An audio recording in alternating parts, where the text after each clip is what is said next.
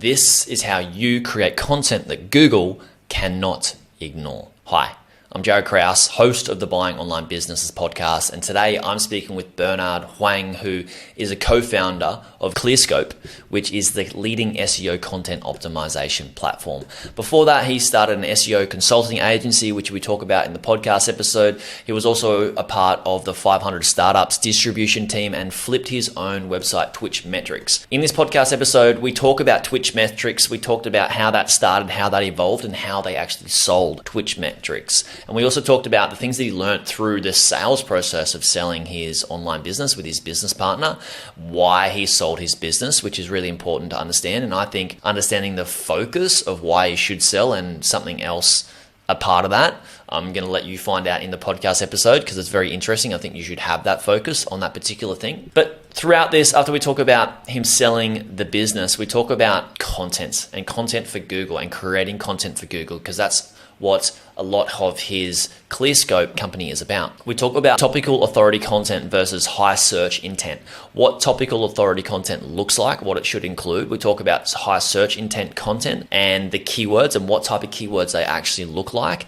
We also talk about the ratio you should have and experiment with between topical authority content, how much of that you should have versus how much high search intent content you should have. We also talk about how you should be creating high search intent content articles and how valuable they should be and why they should be, about a particular product that has been reviewed by a real person. We also talk about black hat SEO strategies that you should not be doing or should not try. We also talk about the Google Helpful Content Update, what's involved in that, what we should be looking out for. I also share just one way that you can create better product reviews that actually builds EAT, helps you have a higher conversion rate, which makes you more money, but also allows you to get more traffic. So it's like a triple whammy. It's such a valuable thing. And that's just one way that I like to help people think about building EAT, traffic, and income through their content sites. Something I don't regularly share out here on the podcast. I also talk about the relevance of backlinks now, how relevant they are, and we also talk about how important they may be in the future. We also talk about A/B testing your content and SEO, and we talk about ClearScope, what it was built for, how it was built for editorial content and bloggers, and how it actually works. Now, this is such a valuable podcast episode. Bernard is actually an SEO wizard. He's been a great SEO for some of the biggest brands out there, and he has so much to share and so many profound insights in this podcast episode that you are absolutely going to love. Also, another thing that you're going to love is knowing that this podcast is not the only way that I can help you for free. If you want to get some of our free resources, go to buyingonlinebusinesses.com/free resources. I have frameworks on how to buy businesses and things about growing businesses on that page too, so check that out. Let's dive into the episode.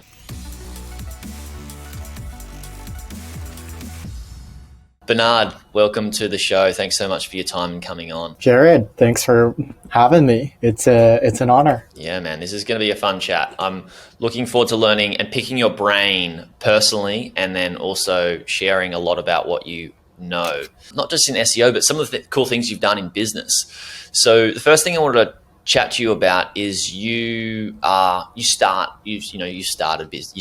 starting businesses from scratch. And you mentioned before we hit the record button, you probably do want to go down the acquisition and purchasing businesses, which we may end up talking about in this podcast. Twitch Metrics. What is Twitch Metrics? Twitch Metrics is a business that you started. What is it? What was it? And then you flipped this, right? Yep, that's right. So Twitch, for those of you that are unaware, is a video streaming platform specifically around gaming, although it seems like they've advanced to other things like music concerts and just chatting, just live streaming anything really. But it started primarily in gaming.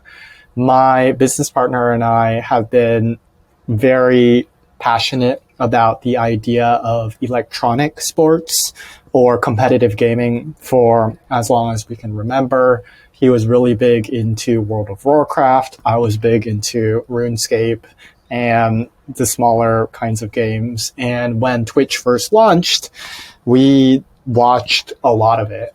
It's very reminiscent of those of you that are really into sports, where you kind of get out of that age where you can't play professional soccer or football or whatnot, but you still want to pay attention and, be in the game. I think that's kind of where Twitch has found its niche. And we thought it'd be really cool to scrape the viewership data of Twitch and graph everyone's trajectory in terms of viewer hours, watch time, follower growth in what as the common tools that help with, say, Twitter follower growth or, Facebook follower growth. So my business partner, he's technical, he's full stack. He basically tapped into the Twitch API and pulled their viewer data every 10 minutes. As long as you are a partnered streamer and had more than 10 viewers, we were taking that data from Twitch and graphing everyone's performance on the internet. So you can imagine if you were a popular streamer, you would search your Twitch handle and, it might be like Ninja, who's popular at Fortnite, or Pokimane, who's popular at just being an entertainer. And our website would pop up. It would also pop up for searches like League of Legends game statistics or viewership numbers, because we had all of the game data as well. And so Twitch Metrics started as a passion project and then got up to millions of sessions a month. Yeah, cool. Mostly Congrats. from That's really SEO. cool. And so, how did you monetize this before you, and I want to talk about the sales process. How did you monetize this? So you've got lots of sessions. Did you just put some ads on, or did you allow more metrics for paid memberships for people to be able to grow their channels? Or something different, I guess. Great question. And I think that software has always been something that my business partner and I love and want, not necessarily media and ads. So we actually never really tried the whole RPM, slap a bunch of banner ads on it. I did some rough math and it alluded to the idea that we could be making, X thousands of dollars a month from RPM, but that wasn't something that we were really that interested in. Instead, we were actually more interested in the note that you mentioned around, selling access to deeper, more robust data, because we were getting a lot of interest from these are like professional sports teams. I forget off the top of my head, but like one of the NHL teams in like Florida wanted to buy data to use in a deck. And Goldman Sachs actually reached out and they wanted to use Twitch Metrics data in an earnings report talking about Activision Blizzard. And Pokimane, as the most popular female streamer, I had a Skype call with her where she was very interested in knowing her audience overlap with other popular streamers so that she could know when she would likely go live and in what categories that her audience was interested in. So overall, there was a good amount of business demand in a more robust data set surrounding the ins and outs of all of these game viewership numbers. But we were really focused on ClearScope, which is our other software product. And basically, when it came time to pick and choose, we decided that ClearScope was going to be the one where we scaled it. And that meant that Twitch Metrics had to be sold or shut down. Yeah, right. Yeah, well, you just answered the next question I had around why sell. So when you came to the decision, right, cool, ClearScope, and we're going to get to that in our discussion, what that is, everything about that. Once you realize, all right, cool, it's time for Twitch Metrics to go. What did you learn about? Were there some things that you needed to do to get the business ready for sale? What are some of the things that you learned through that sales process that other people listening may really get a lot of insights if they're thinking about selling their business? Yeah, I think that it really depends on what you're looking to sell. in terms of the asset, right? There's a variety of different metrics that a potential acquirer is going to evaluate your website on. One of them is just straight traffic, right? That's probably, the barrier entry level is, if we're talking about content sites, how much traffic is this getting and where are the different sources coming from? It's probably more valuable if you have a variety of different data sources, which doesn't make you prone to being crushed by a Google update, right? If you can say, hey, I'm getting a lot of traffic from Facebook or Instagram, or, there's a big email list that you can also sell. So what is the asset and what are the different traffic sources that it's getting? From there, one level above that is going to be revenue, right? How much revenue is the website bringing in? And also what type of revenue is it? So you're going to have, and I'm sure Jared has talked about this at length, but you're going to have different multiples based on what kind of website it is. FBA sites are going to be valued very differently than online media sites, which will be valued very differently than software sites.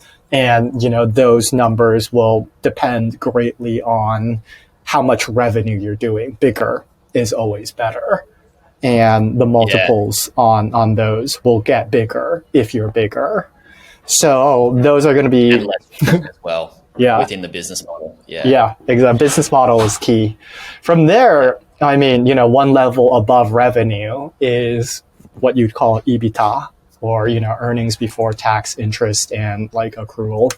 And that's basically, okay, well, how much are you paying your team, the contractors that are supporting this? And at the end of the day, what is the profit that somebody is taking home from this particular business?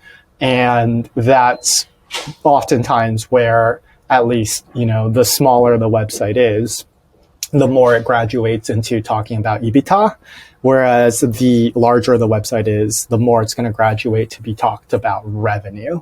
So, smaller websites will sell at different EBITDA like sorts of things, and it's just important to understand, what the acquirer is trying to, what's their goal with purchasing your business. And again, for the most part, for most of you listening, it's going to be EBITDA, but you can imagine there are strategic ways that you can frame your business where you can sell actually more based on revenue or traffic, depending on, how you want to position your business to be sold. So that's kind of my take on that. Yeah, cool.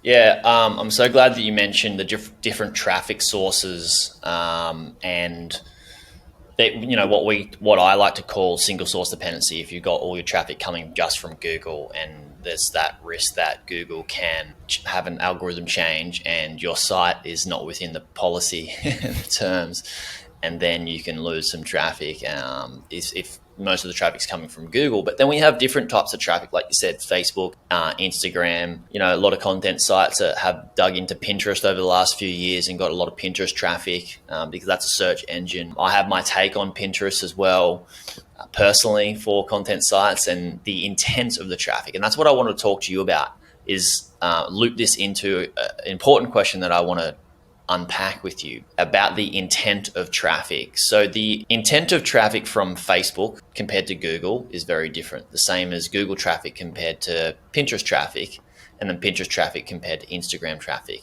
and then all the other platforms. So, and you've talked about as well at length, search intent and helping people understand search intent to find better keywords to get more traffic. Tell me your take on this, on the different types of intent of traffic, and the value that can come from knowing the intent and understanding the intent of that traffic. Oh, yeah. No, there's so much to unpack there. Yeah, sorry. It's No, very no, open. no. It's good. Not just one question. Yeah. Yeah. This is why, Google is one of the most valuable businesses on the planet Earth, right? Is because they have a search engine that's dialed into intent, right? When somebody searches best fishing rod, they know that you're researching, right? Like which fishing rods that you should buy. If Google serves you an ad about fishing rods because you expressed in your, profile that you went fishing, it's less clear that you're on the market for a fishing rod, right? It's more clear that you're interested in Facebook. And, that's probably why Facebook is, well, one of the most valuable businesses on the internet as well, is that they have interest intent, but Google has transactional, like commercial intent based on exactly what you're searching for. And, the fact that Pinterest is well, a valuable company, but not nearly as valuable as the other ones, also just speaks to the type of intent that Pinterest is able to gather. So, in my opinion, if we're just talking straight intent, like traffic from Google is the most valuable. And you're not going to get better than that unless you have an email list. And, if you have an email list, chances are you're not running a content site. Chances are you're running... Which is unfortunate, right? They should have an email list. Yeah. Yeah. Chances are you're running, either a membership, a course, like an access to, a Discord or something, right? That's more membership driven. So I mean, you can take lists and turn them into businesses, but it's a completely different beast altogether. And I would say that, the email list has a higher intent than Google search traffic. But also there's some caveats within that. Like you can have a remarketing list that you have built on Google, which is going to be a more targeted list, and maybe on Facebook, but also on YouTube or all these different platforms. Those basically, if you look at it as and we could put email list into basically being a retargeting list as well. But I just wanted to expand this a little bit more, just for people that don't really understand what we mean by intent. When you think about people going to Google, what are they going to Google for? They're going to Google for answers in the most basic term, right? They're going for answers to find out how to answer their question, like what type of fishing rod should I buy? They're very close to buying a fishing rod. Whereas if you're on Facebook, you're not on Facebook to buy a fishing rod. You're on Facebook to look at pictures of friends, family, dogs, babies, and events that might be happening, really. And when a fishing rod pops up, you might be interested in it, but your level of interest isn't as high as I'm actually going to Google to find out which type of fishing rod to buy. You're so much closer to buying. I just wanted to expand that because some people may have not grasped what we meant by that. So then once we understand the search intent, how do we start to evolve? And this could be sometimes for affiliate sites, and it could also be for just straight up ad revenue sites. How do we evolve and once we understand Google being the most valuable source of, I would say, organic traffic for search intent, how do we evolve our keyword strategy to go, what are the best types of keywords with the highest level of intent? Yeah. Content side. Totally. I think that, what people would generally peg down is those very long tail searches. And for those of you who don't know what long tail is, it's usually a search phrase that includes 3-5 different characters, right? You could be like best fishing rods under $50 with reel or something like that, right? It's very specific. Yeah. It's very long. So those are going to be the highest value keywords from an intent perspective, because when somebody is typing something that long into Google, chances are they've already done a lot of research, right? Compared to somebody who's searching for fishing rods or even best fishing rods, right? It's like layers and layers, like below. The other interesting thing, if we're talking about intent, which you might have been hearing thrown around, is topical authority. And topical authority is this idea that Google is very good about understanding what your website should be ranking for based on what the content is and how the current performance of that content should look. So you kind of hear this advice, right? Just, don't always go after the highly valuable, super juicy keywords like best fishing rod under $200. Also create content around benefits of a fly fishing rod versus a reel fishing rod, or, what is a fishing rod, or how do fishing rods work?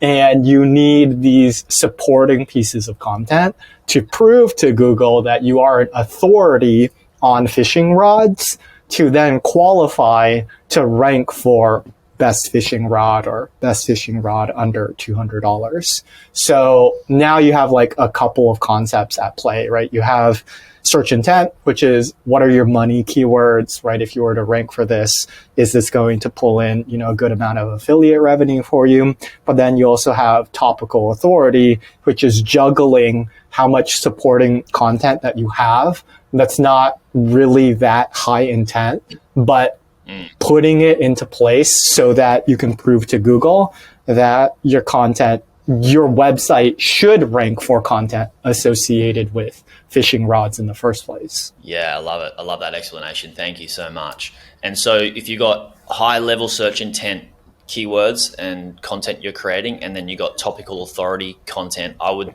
dare say that the topical authority keywords and articles that you're creating have a higher search volume than the high level search intent, because then the question becomes, how do you juggle how many pieces of content you create for a search intent, and then how many you create for topical authority, and how aggressive do you go in each of those content strategies? Now we're going deep. Yeah. So, I have some high level thoughts, and don't quote me on this, but it's generally what I've seen is as low as a 3-to-1 ratio. Is like, okay, if you want to rank for best fishing rods, you have 3 supporting pieces of content that are not transactionally relevant whatsoever to fishing rods. So what is a fishing rod? Advantages of fishing rods, and how fishing rods work, and then you have best fishing rods.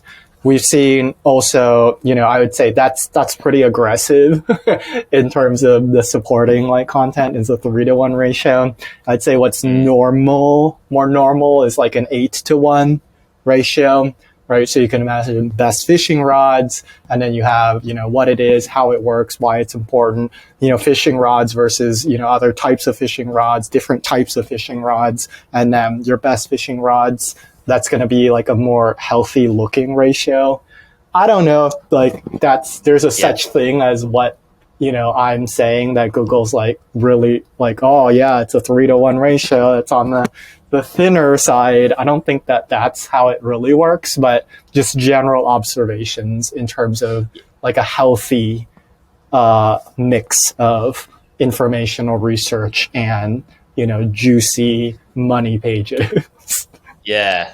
So because this is the conundrum that people have when they come to the internet, and their goal is, I want to make money online. It's like, how do I make as much money as fast as I can? And they have a very short-term focus because they're like, I need to just replace my income, which is a great goal, rather than think about, I need to replace my income, but I want it to be so secure, and I want to build a really good brand and make a really good impact and have all these other goals. And I get where people are at. I was there in the survival phase of needing to get out of that 9-to-5 thing. So I definitely understand the energy towards trying to make as much money as possible as soon as possible. Yeah. But the long game is very important, and Google is really knuckling down and identifying this. And this is what bigger brands and better businesses do, is this will probably loop back into some of the stuff about the helpful content update as well, is that if you're less aggressive on trying to extract money as soon as possible and more aggressive on maybe you do have 8 topical authority articles to 1 and you're just making a big impact, there's a couple of things that can happen there. Google can see that, all right, you're not just trying to just get as much money from people as quickly as they can after they come out of Google or come from Google. You're adding so much value to them. And then what can happen in your business is because you're adding so much value, the trust builds, the relationship builds, that it becomes a no-brainer that like when they see your article on the best fishing rods, they've just read 8 articles or maybe 3 or 5 from you and just gotten so much value that they would be silly not to go to your recommendations, right? Is that what you're seeing with the helpful content update, or we can unpack that as well? Yeah. No, there's I think a couple of threads there to unpack. So I am of the belief that the way that Google's algorithm works currently can be best centered around what I'll call user engagement signal, even though it's not specifically that. Like, some SEOs will fight me tooth and nail to say that Google does not use user engagement signal. They use, a variety of different factors that allude to whether or not the user found what they needed. And I'm just going to simplify that and say Google uses user engagement signal. So essentially what you could imagine Google is doing is that Google is running an infinity A/B test. If you don't know what an A/B test is, it's literally in its simplest way. You serve one user, one variant of something. And we'll just say for this example, you have a landing page and there's a blue button and it says sign up. And then you have another landing page, it has a red button and it says sign up. Everything else is identical. And an A/B test literally then presents this data over a wide amount of users until it finds statistical significance in that the people click more on the red button rather than the blue button, in which case you can declare that the blue button or the red button is more satisfactory and will generate higher click-through rates. So that's an A/B test in simplicity.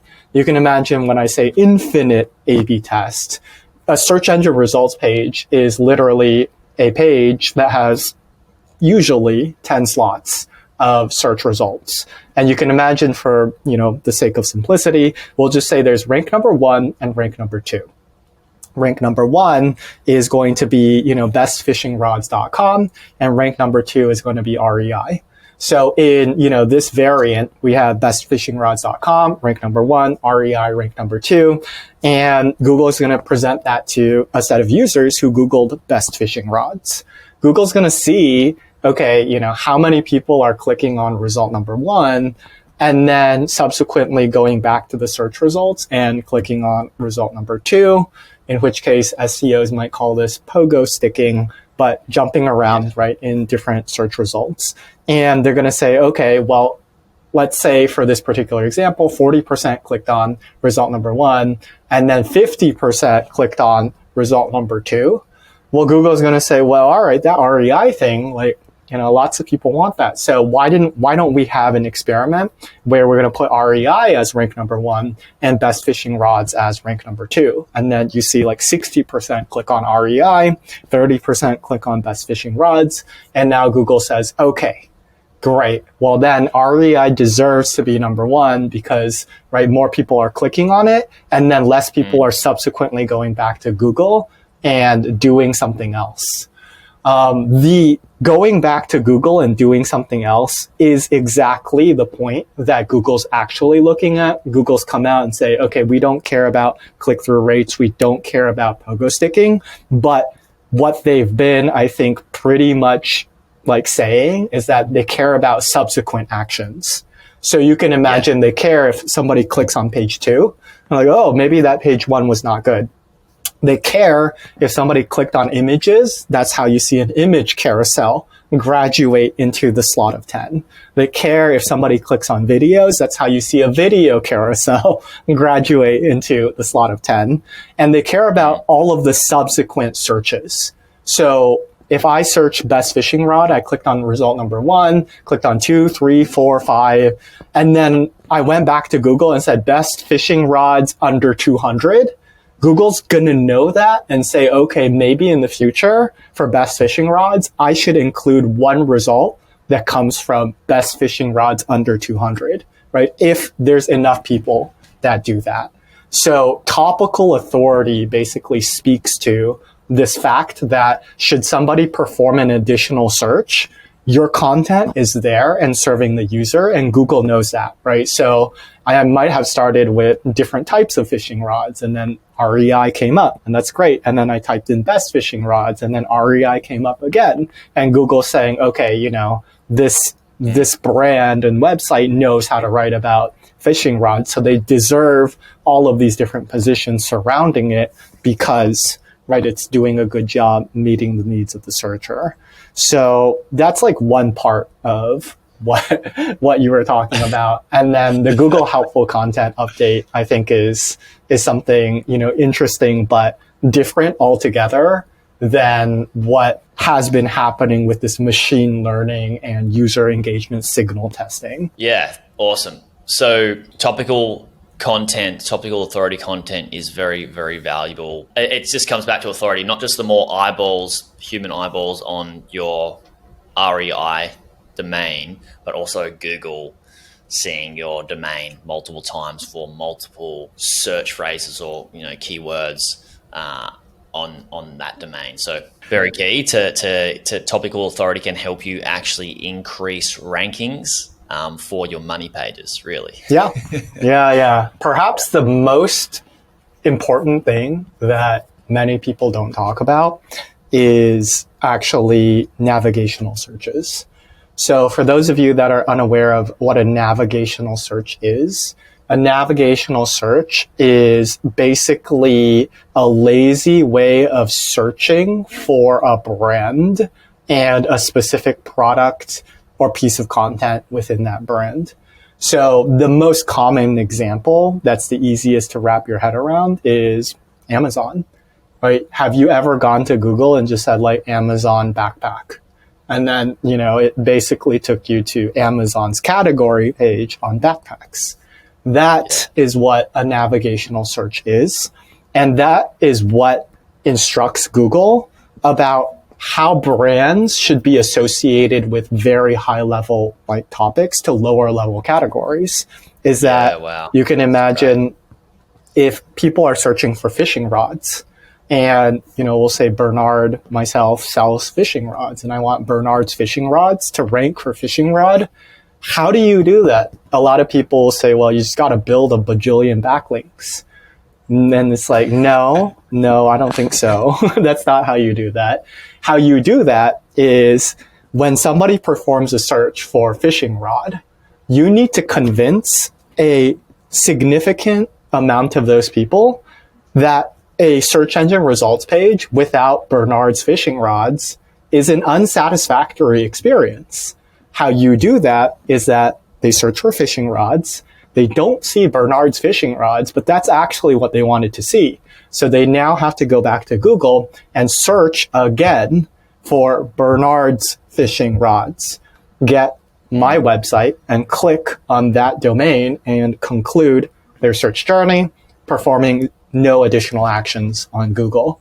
I have to convince, you know, say there's 100,000 people searching for fishing rods every month. It's a significant amount is not that high, right? If you've got 500 or 1,000 people to do that, you would literally then be training Google's machine learning to say, hey, yeah, the search engine results page is not good unless it has Bernard's fishing rods. And that's actually how you rank for that, which is why PR is a thing, right? Like if you ran a Super Bowl commercial that was like, buy your fishing rods at Bernard's Fishing Rods, and people were like, great, that's exactly what I wanted, and typed in fishing rod and like, where's Bernard's Fishing Rods, right? I'm creating now a lot of navigational searches that associate my brand with that particular search.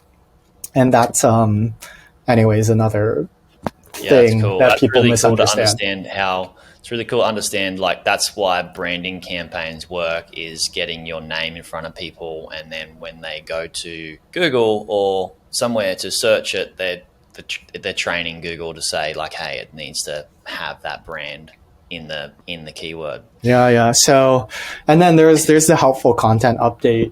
I think version 1 of the helpful content update, we just did kind of a roundtable discussion with some of the top SEOs about this. You have Aleda, Kevin Indig, Ethan Smith. I saw Kevin was on there. We just had him on the podcast. Oh, nice. Yeah.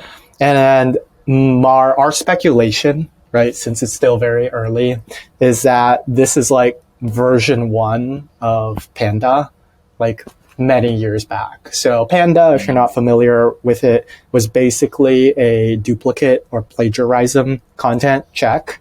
And the helpful content update, at least in its current form, looks like it's looking at specifically duplicative content, right? So Lyric websites is a good example that was brought up during the discussion.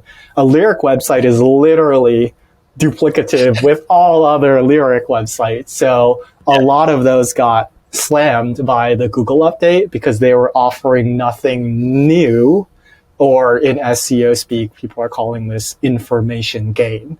They were not offering any information gain on the content. The website that actually came out as a winner was Genius, because they have a lot of user-generated content, specifically about, what certain lyrics mean in the different phrases. Like comments and stuff, you mean, on there? Yeah. So at least in the very first V1, what the Google Helpful Content Update looks like it's doing is that it's looking at just straight, okay, this is plagiarized. And, it's very basic.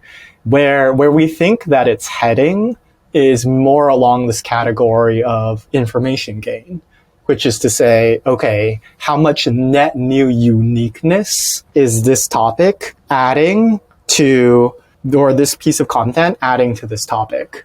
And the way that I've at least thought about it is through the knowledge graph, which is a complicated way of saying something like topical authority, which is that Google knows that when you talk about fishing rods, boats is kind of related, but not, completely off par, like League of Legends, right? League of Legends and fishing rod, really don't go together. Boats is at least closer in terms of conceptual categorization. So our guess, at least Ethan and I's guess, is that Google wants to know that if you're talking about fishing rods, that you're also mentioning, what boat each fishing rod might be better with. And, Google wants to see that you've talked about boats and is going to reward you for that, but it's not going to reward you for literally putting in all kinds of random stuff about something so unique that it's not even related to the topic that you're writing about. So a unique perspective, basically a unique perspective on what the topic is. Yeah. Not just unique as in it's so random that it's doesn't make sense, right? Yeah. And then they're going to do that from an entity, or in natural language processing, these would be entities. So fishing rod and, canoe. It's okay, you've used canoe and nobody else has used canoe.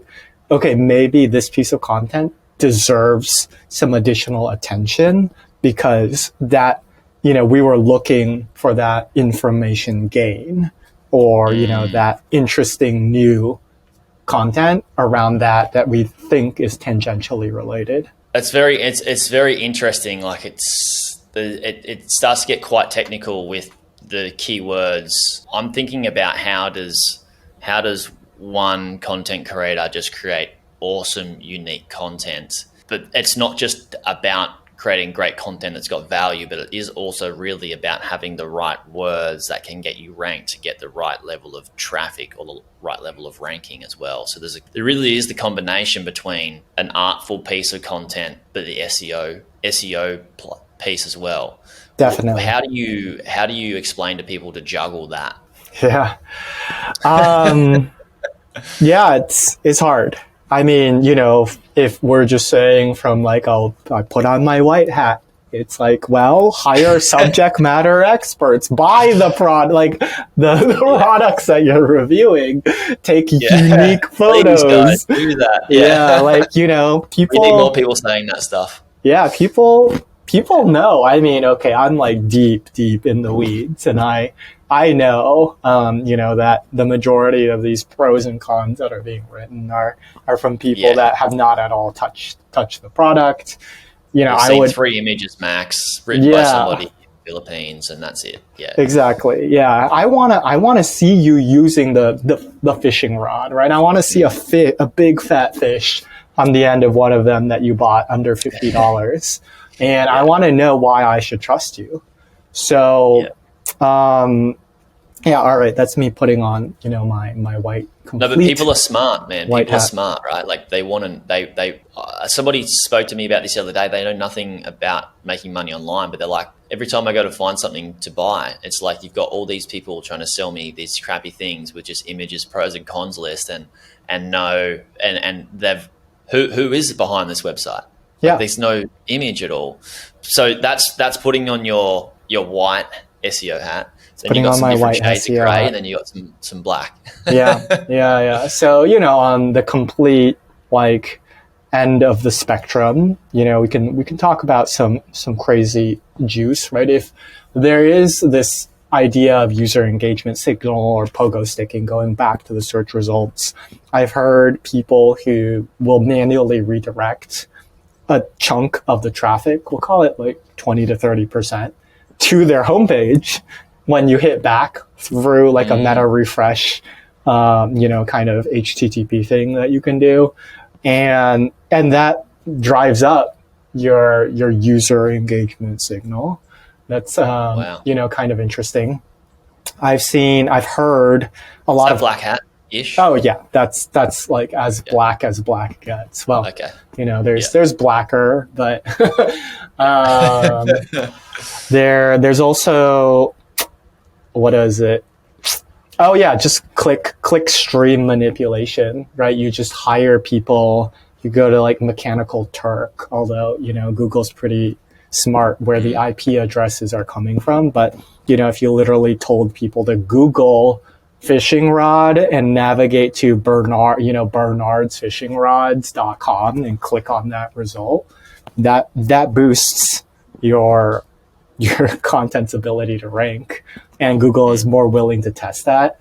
You do that too much and Google flags you, and then you get basically delisted from the search engine results page. You get timed out because Google knows that you're doing, shady click manipulation stuff. So, these are ways to, I guess, like, get your website off the ground when you're like kind of getting started.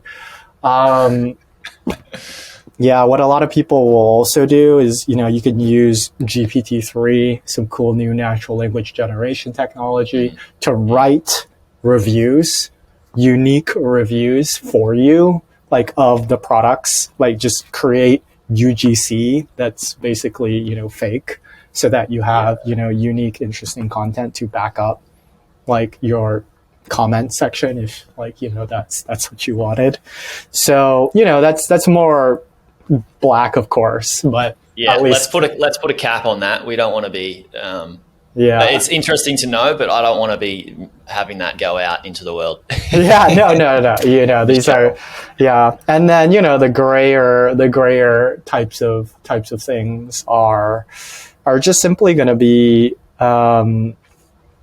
really, striking the balance of not really having, much subject matter expertise on the product or service, and really, trying to write like you do and really try to drive home the user to trust you and, like kind of almost make up some criteria as to why they should trust you.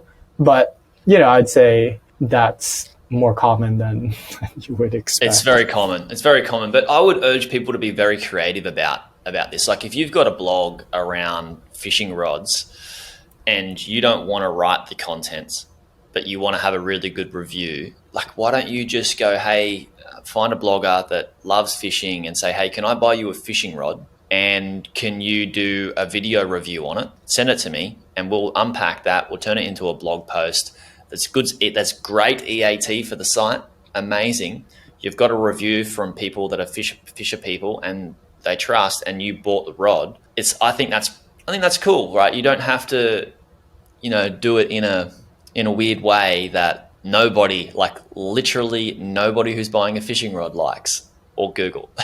Definitely. And to bring it around full circle to what you're saying, when you're looking to buy or sell your website, you're going to be grilled on this stuff. Like in and out, this is what somebody who's buying your website wants to know. Like we went through a variety of technical SEO audits and content SEO audits and black hat SEO audits. And that's always going to happen, especially if you're selling a content site that's specifically heavily focused on SEO. These people are smart, right? Buyers of websites are going to do their due diligence. And if they uncover unsavory backlink building techniques or, spun content or whatever, your website, even if it's making tens of thousands of dollars a month for you every month, it's not going to have an easy time selling, right? Because at a moment's notice, this buyer knows that your website might just eat it from Google and take a nosedive, and they're not willing to take that risk. So I would not recommend any of the like unsavory techniques.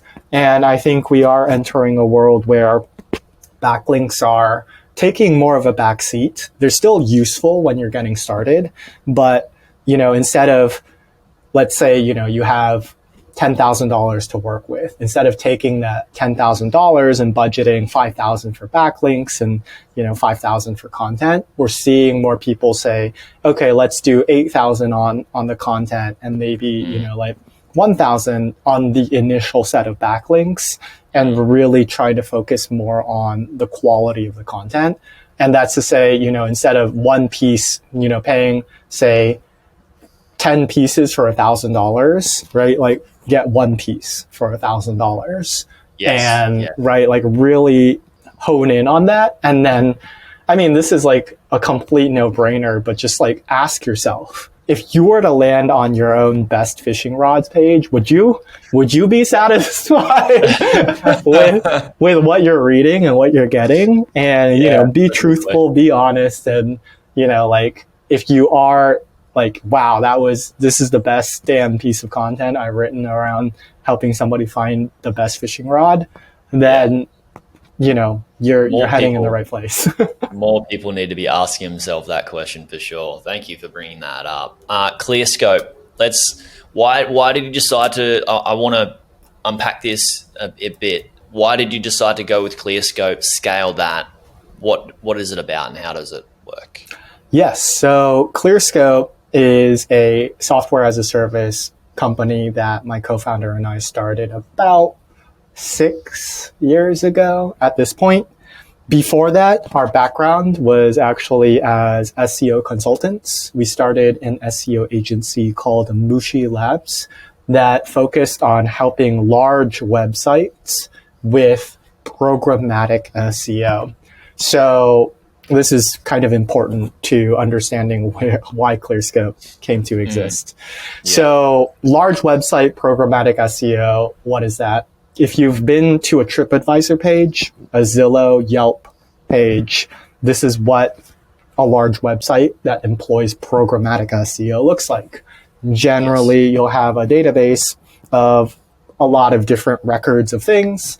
And a programmatic website like TripAdvisor will take that and spin it into hundreds of millions of pages in TripAdvisor's case, sometimes hundreds of thousands.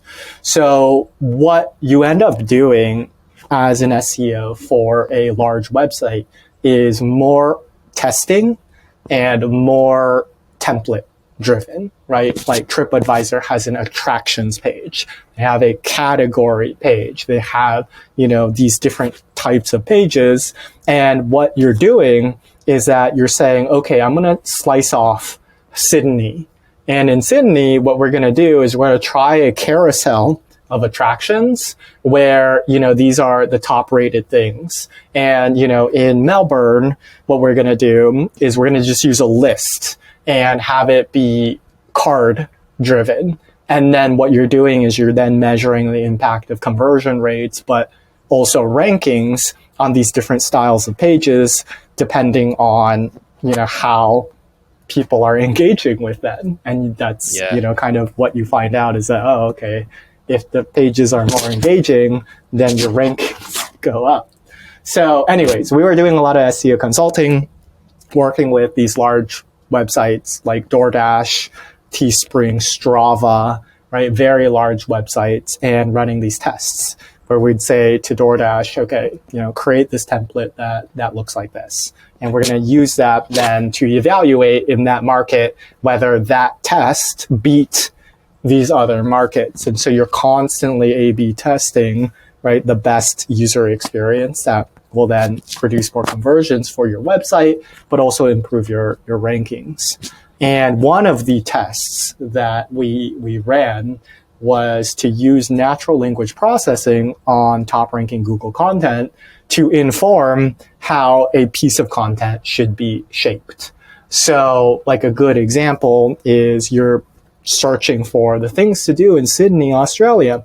And of course, you're going to see Opera House show up as like an entity. So what we would do is we would say, okay, well, if you're talking about the things to do in Sydney, then you got to talk about Opera House. And so we then included that as a recommendation in terms of what the client should include on their page. And we ran that as a test. Long story short, results came back phenomenally for our set of clients. And we're like, okay, well, let's take this and turn it into something. ClearScope is then a content optimization tool, and it helps you think through what a high quality piece of content should look like for any topic that you're writing about, and gives you the recommendations to say, talking about things to do in Sydney, you got to include Opera House and all these other attractions, because that's what we see Google's knowledge graph associating with this particular topic. Yeah, cool. And so is this just for large sites wanting programmatic SEO as well as content optimization for those particular pieces of the content, or is it for any sort of blogger that wants to just create great pieces of content but know what they should have in that one article, I guess? Yeah. Or 10 articles for a topical authority. Yeah, no, it's actually for more of the blogger, the long form content writer. So if we talk about the two major branches of SEO, you have programmatic and you have editorial. And where ClearScope really shines is in the editorial. Basically, we help with optimizing quality content. And where Google cares most about quality content is in editorial content, right? When you're talking about like a landing page, like the things to do in Sydney, where it's kind of got a lot of user generated content, what users in Google cares about is more things like user generated content, pictures, multimedia. Quality content is still a factor. It's just maybe 10% instead of 30%, which is what you see with the longer form editorial stuff. Love it. Cool. So where can people go check out ClearScope and more about what you're doing as well? By the way, before all that, I have to say thank you so much for everything you've shared. It's been really good to chat to you. Oh, Really I'm glad. appreciate it. I'm sure I'm everybody glad. else does too. Yeah. Yeah, no, you can find out more about me on Twitter at Bernard J. Huang. You can find out more about ClearScope by going to our website, clearscope.io. And we're helping people really think about creating quality content and making sure that their resources and dollars are going into the right place. We don't, want to pollute the ever-growing landfill of content that exists out there. We want to make sure that, you're creating the high quality stuff, and we'll arm you with the tools and the workflows to make that happen. And yeah, that's what we do. Love it, Bernard. Thank you so much. And not just thanks for coming on the podcast, thanks for doing what you're doing with ClearScope. The internet needs it, we need it. So we really appreciate you coming on and sharing this and doing what you do. Also, for those that are listening, thank you so much for listening. If you have a website and you're generating content, make sure you check out ClearScope. If you know somebody else that has a website or is going to buy a website and they're going to be creating content, make sure they come and listen to this podcast episode. There's so much value. I would even suggest you as a listener, listen to this again in maybe a couple of weeks' time to pick up on those things that you didn't pick up on, like when you read a book a year ago and you relearned all the things that you missed. Thank you so much again, Bernard, and thanks everybody for listening. Hey YouTube watcher, if you thought that video was good, you should check out this video here on the 2 best types of websites beginners should buy.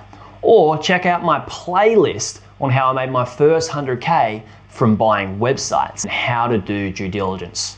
Check it out. It's an awesome playlist. You'll enjoy it.